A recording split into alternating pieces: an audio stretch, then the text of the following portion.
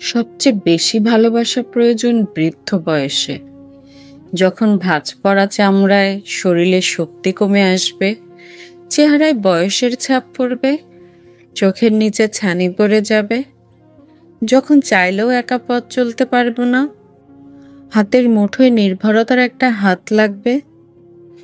তখন বিষণ্ণতা, একাকিত্ব, ক্লান্তি, অবসাদ শরীরে যখন নানা রোগ চেপে বসবে, তখন গল্প করার একান্তই নিজের একটা মানুষ দরকার।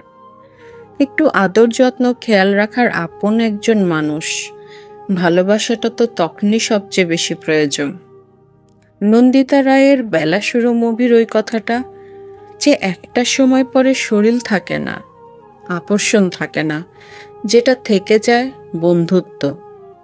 তখন শুধু বন্ধুত্বটাই থাকে, আর থাকে সারা জীবন একসাথে কাটানো অসংখ্য সুন্দর মুহূর্ত। 2-4 বছর একসাথে থাকার মাঝেই ভালোবাসার সার্থকতা নয়।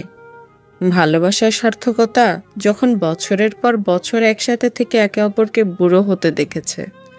যত্ন, আদর, ভালোবাসার পরম মমতায় সেই বৃদ্ধ বয়সও একে অপরের পাশে থেকেছে।